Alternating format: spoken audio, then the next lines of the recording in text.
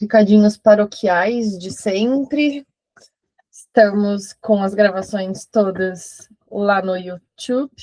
Eu diria Christian Dunker. Nossa, me enrolei agora. Todas as gravações do Afasia, sobre a concepção das afasias do Freud, vão ficar lá no YouTube. Para quem quiser acompanhar com a gente ao vivo, também tem a possibilidade de entrar através do link que está lá no nosso Instagram, @nosvozelos. Eu acho que é isso, basicamente. Nada demais, nada diferente das outras vezes. Quem está vendo pela primeira vez, volta no começo da lista do YouTube para assistir o começo, para poder acompanhar com a gente a partir de agora. É isso. Ou não, né? Também assiste daqui, mas assim, é um texto super denso. Eu acho que pegar da metade talvez seja mais complicado. Uhum. Mas para quem já teve contato com o texto, às vezes, acho que agora vai começar a parte legal do texto, né? Que é o Freud mesmo. Então, simbora desvendar as afasias aí do Freud. Bom, a gente está ali no finalzinho da página 34, início do último parágrafo do PDF. Aqui, no entanto, há ainda um outro ponto interessante, que não aparece com clareza suficiente na explicação de Mehner. Para ele, que destaca no curso das fibras principalmente o fato da ligação cortical, uma fibra ou uma massa de fibras continua a mesma, por mais que tenha atravessado muitas substâncias cinzentas. A forma como ele se expressa indica isso, abre aspas. A fibra passa por uma substância cinzenta. Isso naturalmente suscita a ideia de que nada teria se alterado na fibra ao seu longo caminho até o córtex, além do fato de ter entrado em várias possibilidades de ligação. Nós não podemos mais sustentar essa visão.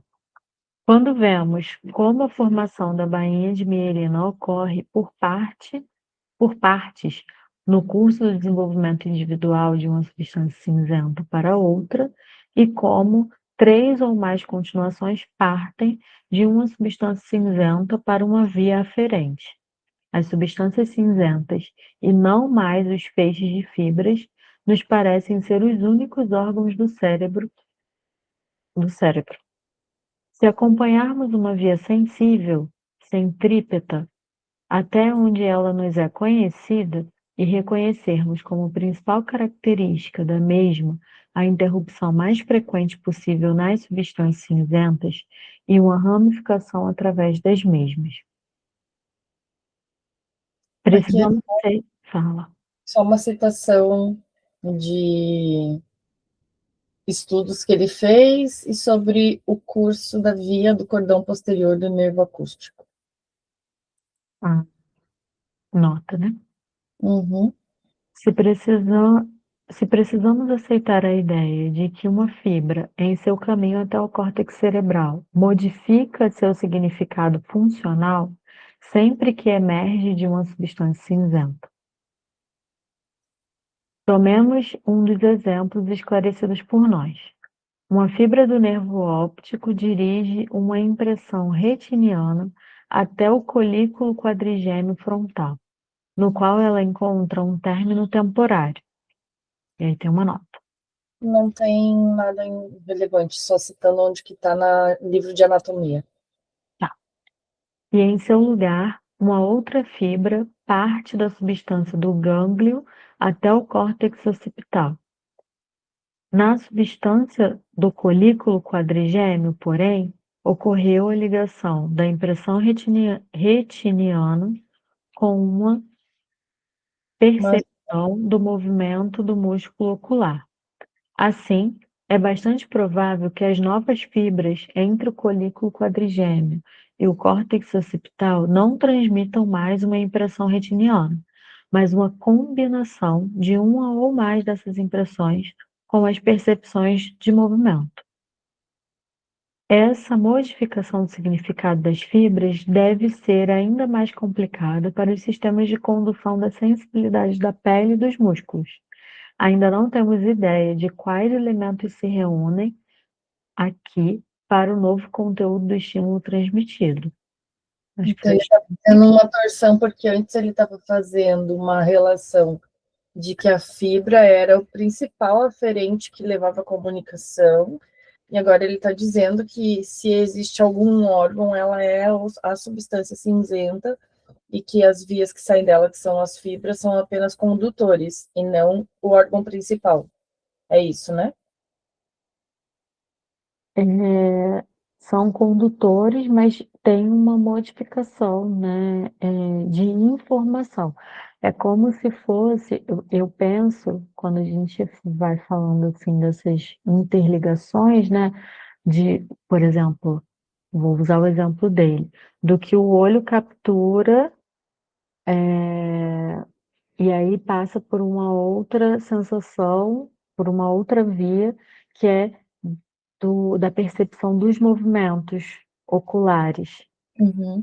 Eu penso muito, eu sempre faço uma associação com, por exemplo, as vias de trânsito. Tem um túnel e aí ele pode ter várias entradas. Então, na entrada do túnel chega uma informação, aqueles carros. Mas até a saída do túnel pode haver outras entradas. Então, nem tudo que entra por aqui vai ser exatamente igual ao que vai sair no final. Uhum, uhum. Sempre faço essa correlação, né? É como os afluentes dos rios, por exemplo. Né? Entendi. A nascente pode ser a mesma, mas no final ela foi incluída de várias outras nascentes, né? Então não dá para você dizer que Necessariamente o uma rio é o percepção vai mesmo. ter a mesma representação que a percepção gerada. Exatamente. A gente pensar em representação, Vou fazer um paralelo mais absurdo. isso, porque vai sofrer influência de outras coisas, não é só sobre o que foi capturado pelos neurônios oculares, né? Uhum. Mas vai ter uma junção dos movimentos, da temperatura, enfim, tem uma porção de coisas para formar aquela representação. Não vem de um único lugar. Entendi. Não vejo apenas evidências de que as fibras que chegam ao córtex cerebral após ultrapassarem as substâncias cinzentas ainda mantêm uma relação com a periferia do corpo, mas não podem mais fornecer uma imagem topicamente semelhante do mesmo.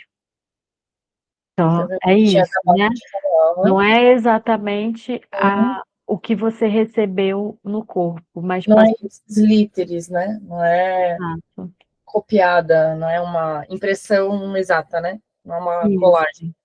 Uhum.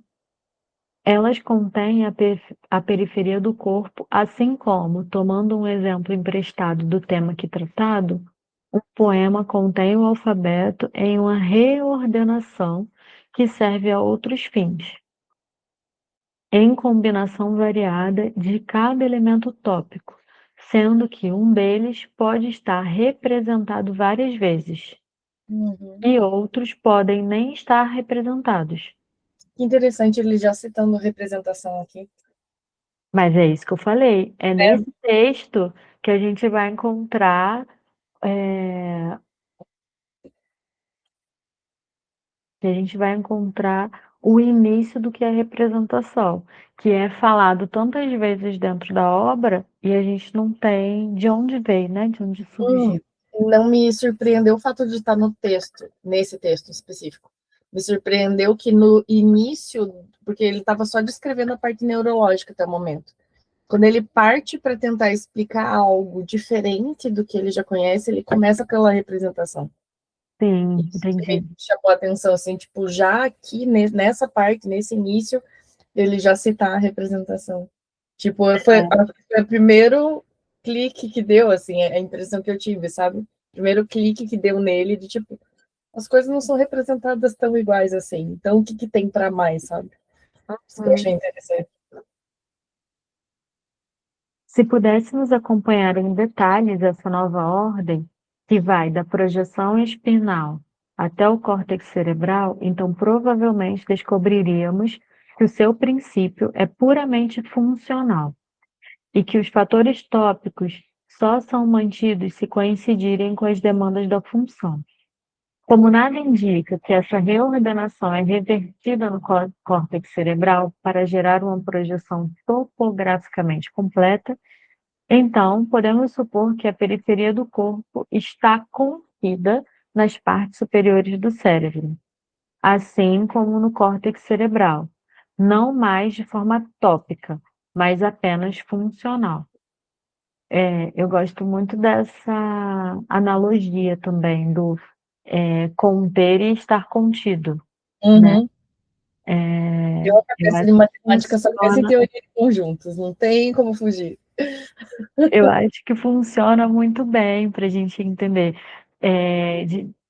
tipo, estar contido, mas não é exatamente igual. Tem outras coisas dentro desse conjunto que vão formular aquele novo, ou seja, aquela representação. Aquela representação, ela não é uma única coisa. Então, não veio de apenas um estímulo. É uma junção de diversos estímulos, não Hum, só sensoriais, inclusive, né? E aí, que é o óbvio, que não ele falando fala disso antes aqui, no né? texto sobre não ser biunívoco, né? De Uhum. uma coisa não estar relacionada a uma única coisa do outro lado. Ela pode estar mais do que Dispersada, né? isso, dispersada. Fugi a palavra. O experimento com animais, no entanto, provavelmente não deve revelar esse fato, já que só pode mostrar uma relação tópica, porque não tem linguagem, né? Eu acho. Uhum. Não sei, fiz É essa uma linguagem humana, né? No caso. para que a gente possa entender, né, que existe para além da topologia ali, do local no cérebro. Penso, porém, que quem busca seriamente no córtex cerebral um centro do músculo extensor longo do polegar, do músculo reto interno ocular ou da sensibilidade de um ponto específico da pele, interpreta erroneamente tanto a função dessa parte do cérebro quanto a complexidade das condições que essa função pressupõe. Eu dei esse exemplo bem no iníciozinho do texto, né? Uhum. Ele já Legal. está, tipo, ele já tá condensando as ideias dentro da neurologia para trazer isso de forma do tipo assim, eu quero falar isso, mas deixa eu provar antes que realmente já acontece, entendeu? Ele deu todo o arsenal de não tem como dizer que isso está errado, né? A nota de rodapé, a 50 que tem ali, eu apenas indico que essa concepção da representação do corpo no córtex cerebral nos incita a fazer objeções contra a teoria de Muncke da projeção em manchas da retina no lobo occipital e deveria chegar a uma corroboração ou refutação por meio de uma apreciação de hemianopsias corticais. Não sei o que são hemianopsias. Isso eu acho mais ou menos para entender melhor. Perda parcial ou total da visão em uma metade do campo visual, afetando um ou ambos os olhos, geralmente causado por uma lesão cerebral, como AVC, tumor, trauma, que danifica as vias ópticas do lobo occipital. Então, só seria possível chegar a uma corroboração ou refutação dessa, dessa teoria de Muncke da projeção em manchas, né? Que cria essas manchinhas, só se tivesse essa apreciação das lesões em si, e não necessariamente buscando no córtex cerebral essa. Entendi. Após esse desvio de 30 páginas, né? É Esse um diz desvio, 35 páginas. ele vem assim após esse desvio de 30 páginas, não é, né? Vamos retomar a concepção da afasia, lembrando-nos de que Com base na teoria de Menner, surgiu a hipótese de que o aparelho de linguagem seria composto de centros corticais distintos, ou seja, divididos, né? Não, não é um conjunto, cada um é o seu único centro, em cujas células estão contidas as representações palavras. Centros esses que são separados por regiões corticais sem função, um grande vazio, e ligados por fibras brancas, feixes associativos. Agora, podemos primeiramente questionar se uma hipótese dessa espécie, que encerra as representações em células, é correta e aceitável. Eu creio que não. Em comparação com a tendência de épocas anteriores da medicina a localizar habilidades psíquicas, como o jargão da psicologia as delimita, em determinadas regiões do cérebro, deve ter parecido uma grande evolução quando Wernicke declarou que só se podia localizar os elementos psíquicos mais simples, cada uma das representações sensoriais na terminação central do nervo periférico que recebeu a impressão. Mas será que, no fundo, não estamos, em princípio, cometendo o mesmo erro ao tentarmos localizar um conceito complicado, uma atividade psíquica ou um elemento psíquico? Será justificável emergir a extremidade de uma fibra nervosa que, durante todo o seu percurso, esteve sujeita apenas a uma estrutura fisiológica e a modificações fisiológicas no psíquico, e prover essa extremidade como uma representação ou um quadro minêmico? Se a vontade, a inteligência e afins são reconhecidos como termos construídos pela psicologia, aos quais correspondem relações bastante complicadas no mundo fisiológico, será que sabemos, então, com maior certeza, a respeito da simples representação sensorial, que ela é algo diferente de um desses termos construídos? A cadeia dos processos fisiológicos no sistema nervoso provavelmente não tem uma relação de causalidade com os processos psíquicos. Os processos fisiológicos não terminam simplesmente onde os psíquicos se iniciaram. Então, já é uma quebra de paradigma, né? Dessa, é, dessa separação entre psíquico e fisiológico. Eu acho Uhum. que é, inclusive, uma tentativa de falar. Não é assim. Isso aqui é psíquico, isso aqui é fisiológico, como se eles estivessem em caixinhas separadas.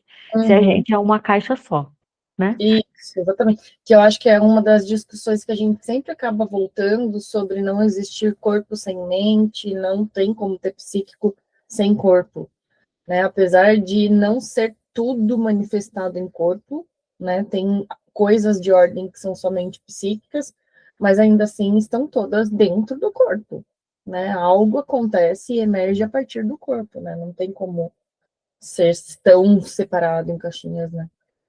Sim.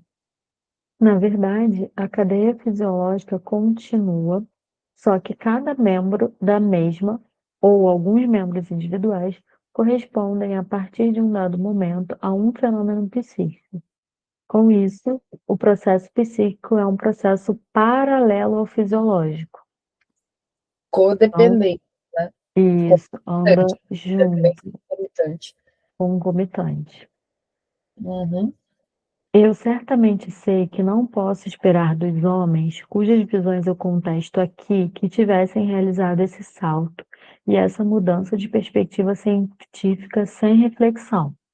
Eles evidentemente não querem dizer outra coisa senão que a modificação das fibras nervosas pertence à fisiologia. No momento do estímulo sensorial, gera uma outra modificação na célula nervosa central, a qual então se torna o correlato fisiológico da representação. Como eles têm muito mais a dizer sobre as representações do que sobre as modificações desconhecidas, ainda nem mesmo caracterizadas, servem-se da expressão elíptica, na célula nervosa está localizada uma representação. Só que essa simples substituição leva também imediatamente a uma confusão das duas coisas que não precisam ter nenhuma semelhança entre si.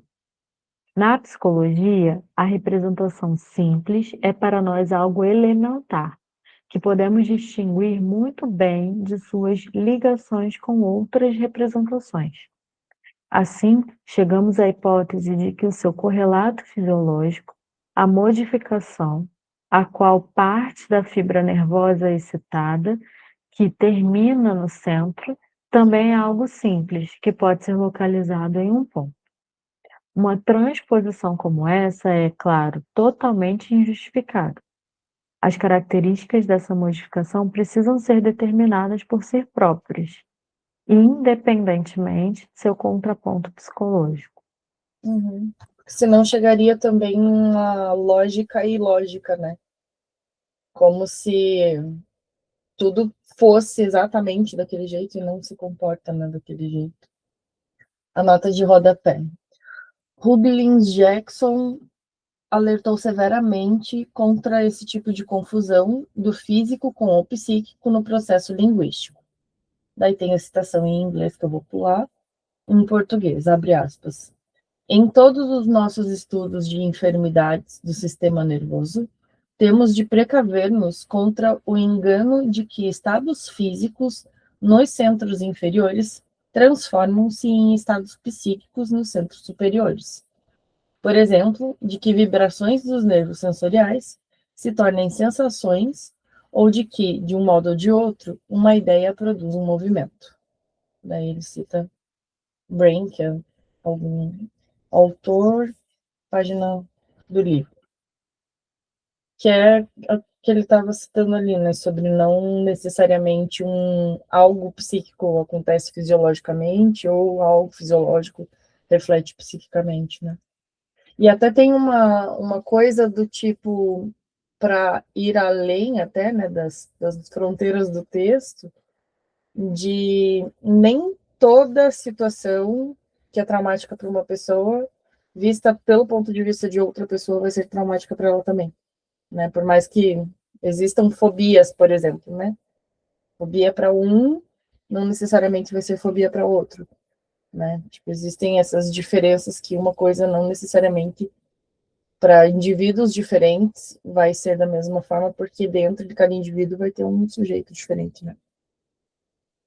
E tem uma outra coisa também. Se fosse exatamente isso, aquilo que, por exemplo, a gente vendo, eu e você vendo o mesmo quadro do mesmo ponto, teríamos as mesmas impressões e sensações. E a gente sabe que não é assim, Isso.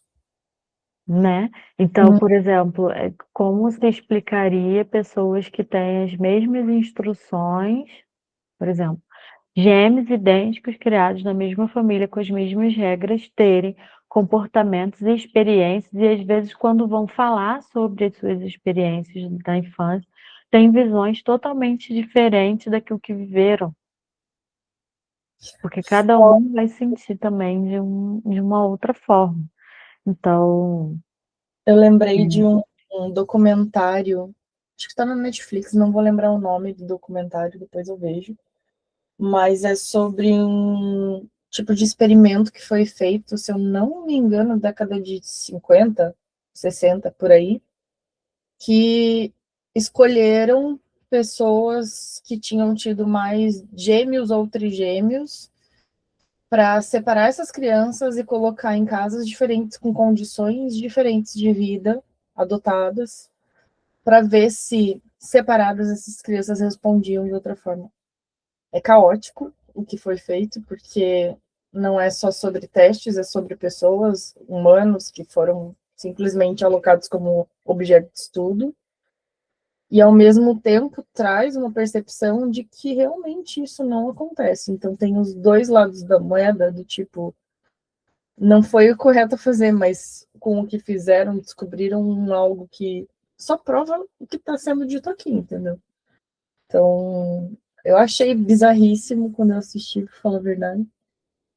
Mas é interessante do ponto de vista de, tipo, depois elucidando tudo, assim, né? De se desfazendo um pouco, pensando somente na teoria, né? Na comprovação da teoria, é verossímil, né? Não tem como fugir e dizer que não. Eu vi esse documentário também, é bem triste, Nossa, demais. mas esclarece algumas coisas também, né? Uhum, uhum. Mas é um choque. Qual é, então, o correlato fisiológico da representação simples ou da representação que retorna em seu lugar? Aparentemente, nada em repouso, mas algo que tem a natureza de um processo. E aí eu acho que acho interessante usar essa analogia, não sei, quando eu leio aparentemente nada em repouso, eu penso na física, né? E eu acho isso interessante também, porque não é estático. Então, não é aquilo que eu vi vai ser exatamente aquilo que eu vou guardar de representação, no futuro, ou eu vou conseguir esclarecer exatamente aquela cena, ou aquele objeto, ou aquele sentimento depois, né?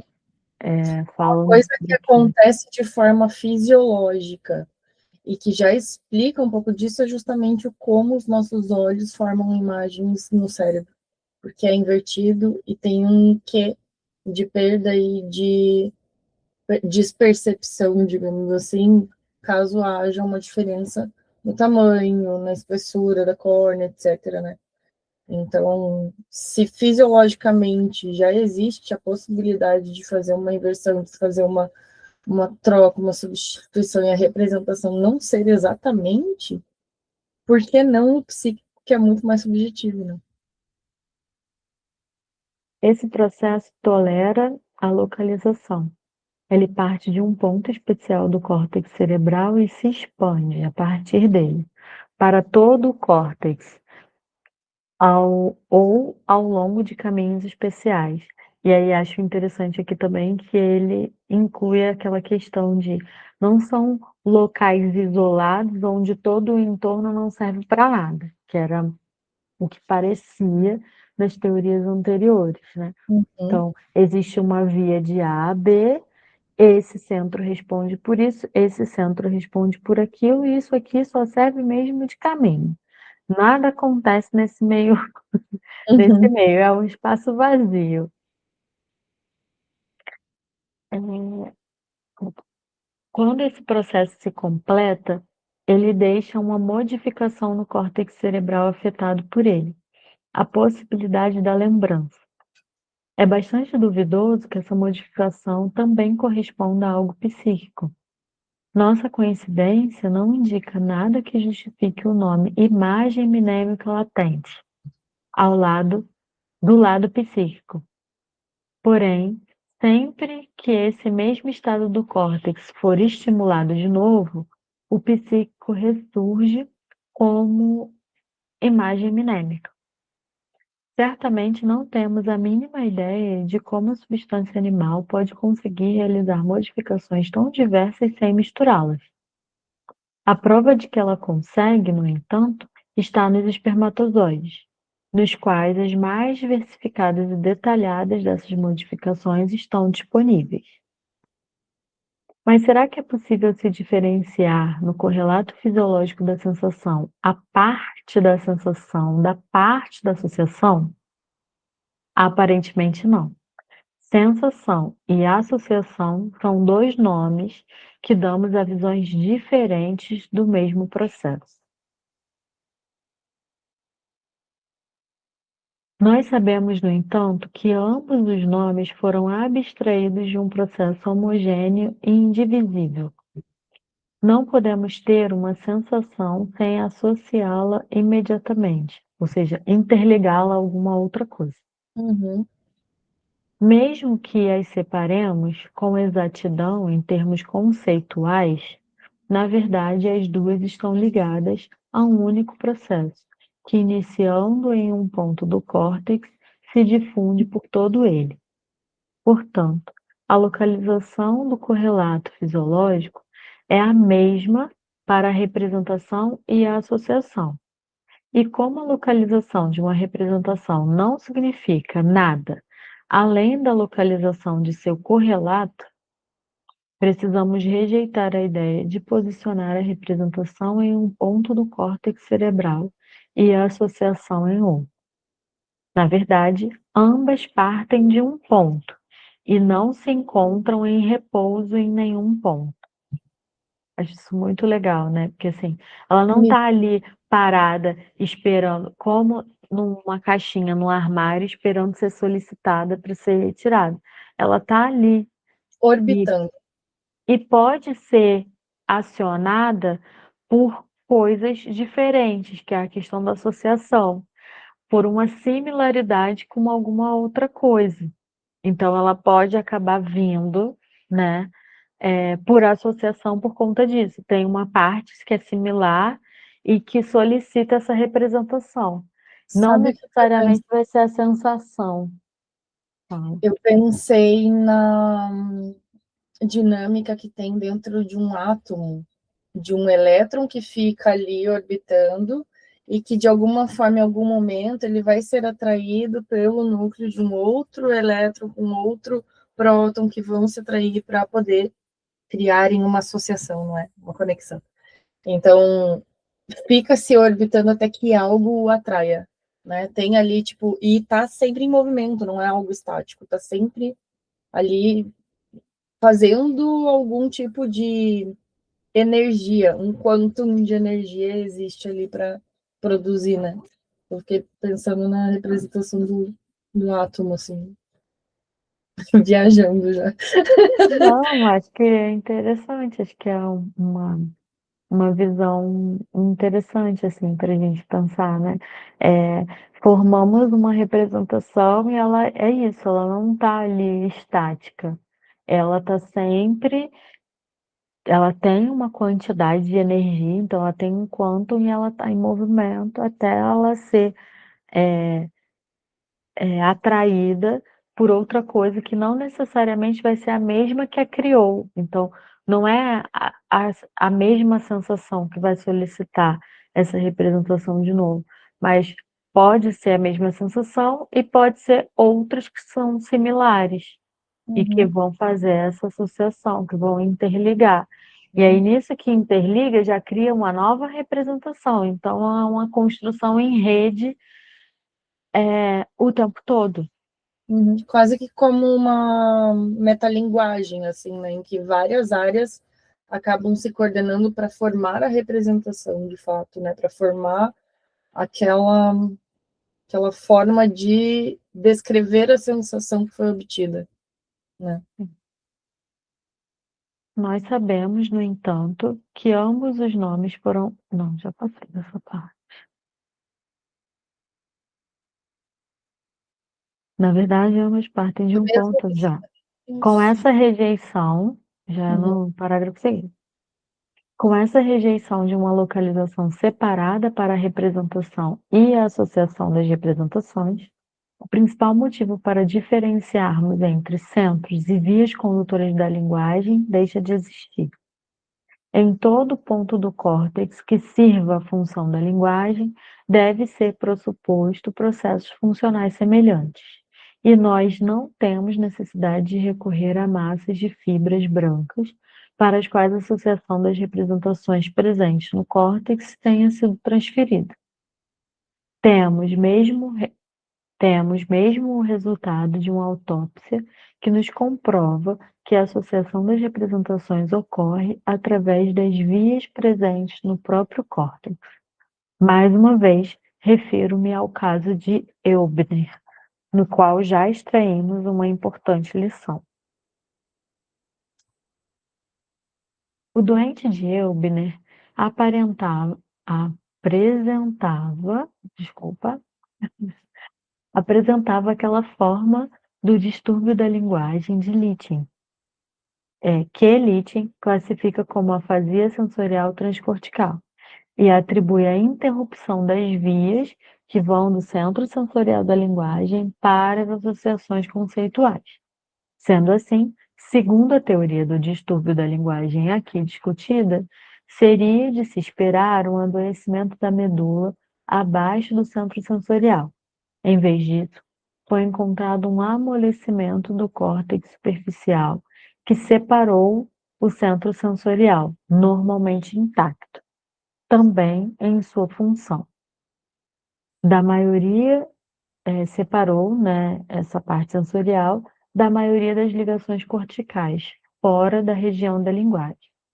Eubner não deixa de destacar a importância dessa descoberta, e Pick chega a partir dela à mesma conclusão que nós, que as vias de associação da linguagem parecem passar pelo próprio córtex. Aliás, não preciso contestar que feixes de associação que passam por baixo do córtex também podem contribuir para a mesma função. Nossa, fiquei confusa nessa, hein? Ficou confusa? Uhum. Quem é Pique? Aí Foi. na... Não, é só citação do texto em alemão. Ah, então vamos tentar de novo. O O que, doente eu. que eu travei? Ah, Travei em foi encontrado um amolecimento do córtex superficial que separou o centro sensorial, normalmente intacto, da maioria das ligações, e que as vias da associação da linguagem parecem passar pelo próprio córtex. o que que Então, se acontece? há dissociação do lugar, há também. Não entendi. Então, o que que acontece? É, o doente do Elbner lá, ele tinha uma afasia da linguagem que tinha uma separação entre o conceito e a sensação, né? E aí, a teoria dizia que por conta dessa separação, provavelmente existia uma interrupção entre um centro e outro. Uhum. Depois que esse doente faleceu, que aí pôde-se fazer a autópsia, percebeu? Lembra que é aquele desenho que tem tipo um buraquinho, que teve um amolecimento numa daquelas, no entorno. Perto do centro de Broca, tem um amolecimento ali em Isso. volta. Uhum. Então, separou, é como se tivesse separado uma parte do córtex, né? Tá tudo juntinho aqui. Aí aconteceu um amolecimento e houve Esse afastamento ali, esse afastamento aqui entre essa uma coisa e outra. côncavo ali, né? Isso. Só que, enquanto ele estava vivo, isso não. Ele conseguia fazer determinadas correlações, não todas. Que é aquilo que a gente estava comentando sobre a gente tem uma lesão, mas é possível que o neurônio procure novas Outros associações neurônios, e isso. acabe compensando a perda. E aí, por isso que ele diz aqui, cadê? Que as vias de associação da linguagem parecem passar pelo próprio córtex. Então, não é porque essa linha que ela passava antes foi interrompida que não Que o vai haver linguagem. retorno não vai acontecer. Isso. Por Não é quê? porque um átomo se desprendeu que tudo vai se desprender. Isso. Por quê? Porque essas associações elas vão continuar acontecendo no entorno, que é aquilo que eu falei, um centro, outro centro e aqui um grande vazio. E o que ele Uhum, está dizendo é, não, essa parte que está entre as coisas também contém informação, também tem função, não é só um buraco. Se fosse só um buraco, cortou a via, não tem mais linguagem. uhum. Entendeu? E não foi isso que aconteceu. Houve uma separação de uma parte do cérebro da outra, no entanto, ainda havia linguagem. Entendi. Prejudicada, óbvio, por conta da lesão, mas ainda havia linguagem ali, Uhum, entendeu? uhum. Entendi. Muito É por isso obrigada. que ele fala de passarem pelo próprio córtex, ou seja, utilizar esses espaços que eram tidos antes, e ele fala depois por baixo do córtex, então dentro da própria massa cinzenta. Uhum. Nossa ideia do aparelho de linguagem experimentará uma mudança fundamental, se ainda considerarmos a terceira determinação da teoria de Meiner-Wernicke, ou seja, a de que centros de linguagem em funcionamento são separados por lacunas sem função. Eu não li antes, tá? Quer dizer, Essa, a gente está tendo os insights do jeito que ele teve. essa determinação como resultado imediato da anatomia patológica parece Vamos voltar. Calma. Essa determinação como resultado imediato da anatomia patológica parece inicialmente inquestionável. No entanto, se nos debruçarmos sobre a forma como os centros distintos foram deduzidos a partir dos resultados da autópsia, percebemos que a anatomia patológica é incapaz de decidir essa questão. Tomemos, por exemplo, o quadro no qual Naunyn registra a dimensão da lesão em 71 casos de distúrbios da linguagem.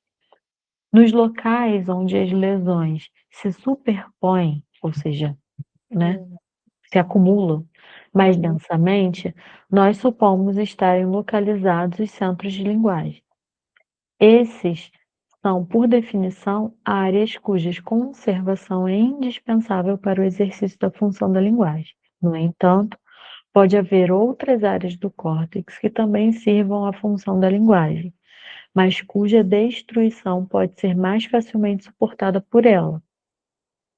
Se essas áreas do córtex realmente existem, nós não podemos descobri-las por meio do estudo do quadro de Naunyn.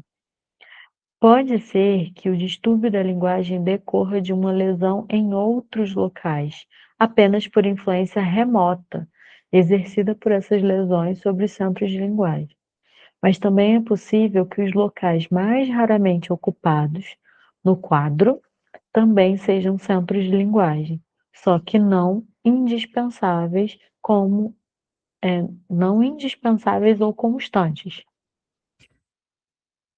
Por isso, o melhor é nos dedicarmos à questão sobre qual papel é atribuído pelos autores à região cortical sem função situada entre e ao lado dos centros da linguagem.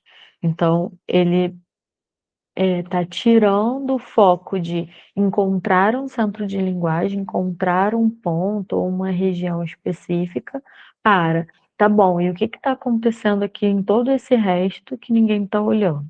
Uhum.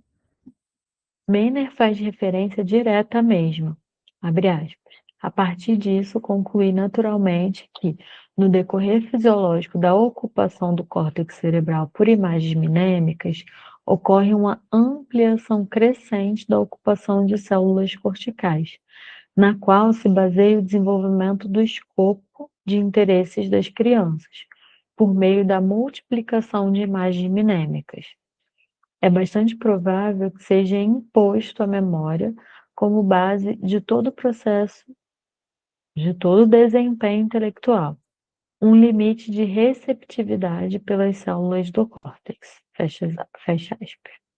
Sabe o que é o pior? Eu também li processo.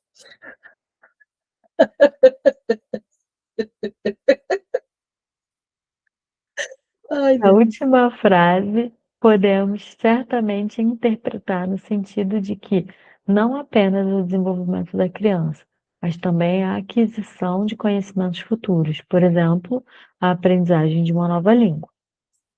Tenha como base a ocupação da superfície, até então desocupada do córtex, como uma cidade cresce por meio da ocupação de trechos fora do muro que a contorna. Em uma observação anterior, Meiner tinha atribuído aquelas regiões adjacentes aos centros mais desocupadas o papel de reassumir a função dos centros após a sua destruição experimental ou por outro motivo.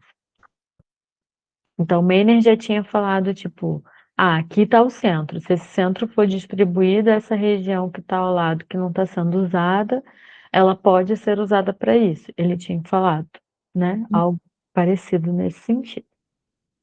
Uma visão que se apoia em experimentos de Munkh, pesquisador cujas premissas definitivamente têm suas raízes na teoria de Meiner. Assim, sabemos agora com que intenção surgiu a hipótese das lacunas sem função no córtex cerebral e podemos começar a avaliar sua utilidade para a compreensão dos distúrbios de linguagem. Acredito, eu acho que só vai dar para a gente ler esse parágrafo. Vamos lá. Acredito que ocorre justamente o oposto daquilo que se esperaria com base nessa hipótese. A função da linguagem apresenta os mais admiráveis exemplos de novas aquisições. A própria aprendizagem da leitura e da escrita é uma nova aquisição em relação à atividade linguística primária. E essa aquisição realmente pode ser prejudicada por novas localizações da lesão, pois ela envolve novos elementos sensoriais, o óptico, os quiromotores, todas as outras novas aquisições da função da linguagem. Se eu, então, aprender a compreender e falar várias línguas estrangeiras, se eu aprender, além do alfabeto fonético, primeiramente aprendido o alfabeto grego, hebraico e exercitar, além da minha escrita cursiva, ainda estenografia e outras formas de escrita, todos esses desempenhos e as imagens minêmicas a serem utilizadas para eles podem superar muito em quantidade as da língua original. Estão aparentemente localizados nos mesmos locais que conhecemos como centros da primeira língua aprendida. Acho que está por aí também uma explicação de por que é muito mais fácil uma pessoa se tornar fluente se ela estudar várias línguas ali no início da alfabetização do que depois, né? Pois nunca acontece que surja um distúrbio da linguagem da língua materna devido a... Calma. Pois nunca acontece que surja um distúrbio da língua materna devido a uma lesão orgânica que não afete uma língua aprendida posteriormente. Então, se afetar a língua materna, vai afetar as outras, independente de quando que foi aprendida aquela língua. Uma coisa que você falou, né, que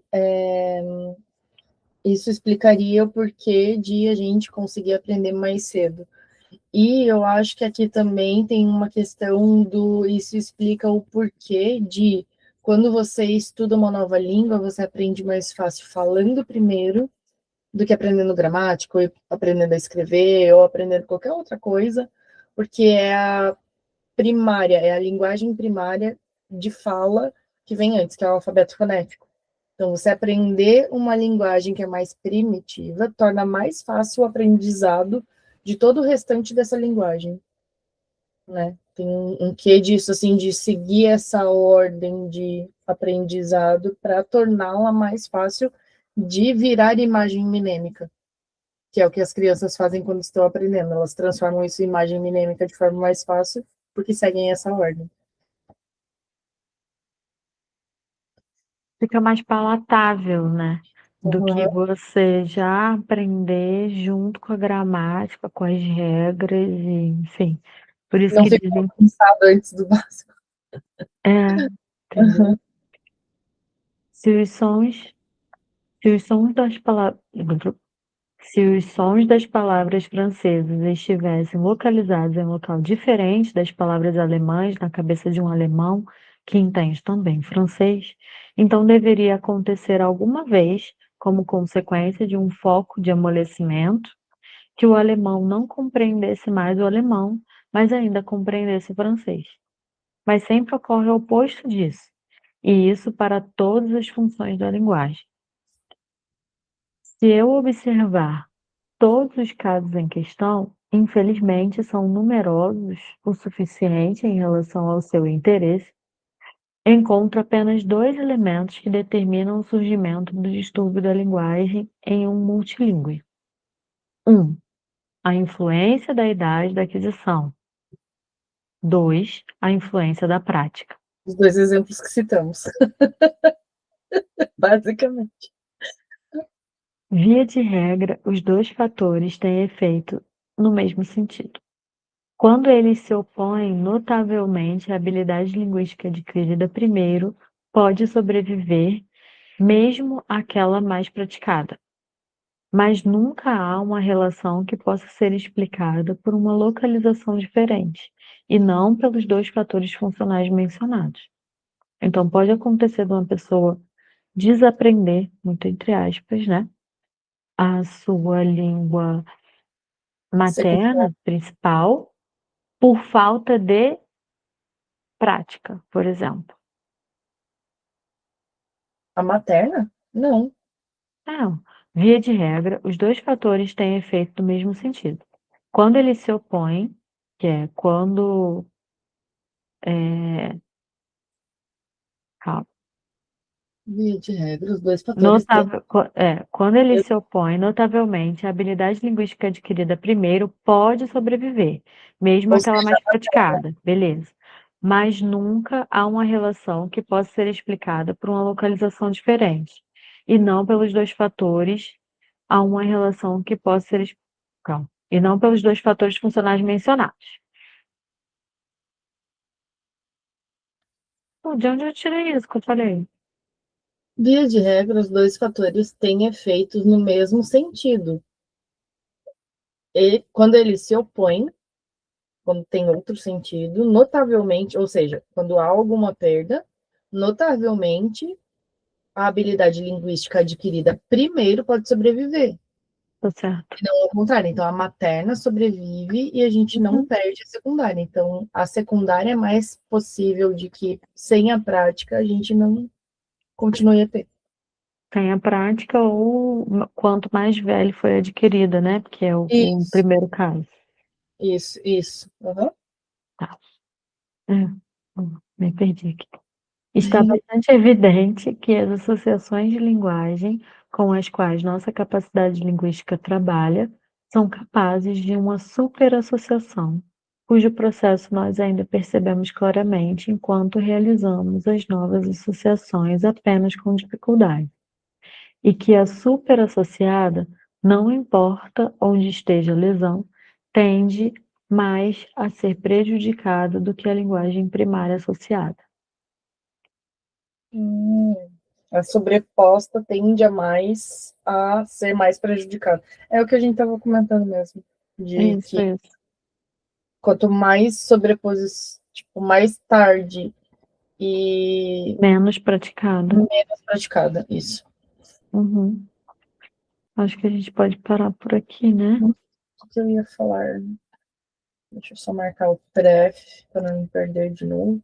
Eu Ups, também vou marcar aqui. 39 do PDF. deixa eu marcar com outra cor, senão parece que eu tô grifando coisa. Uhum, eu faço isso também.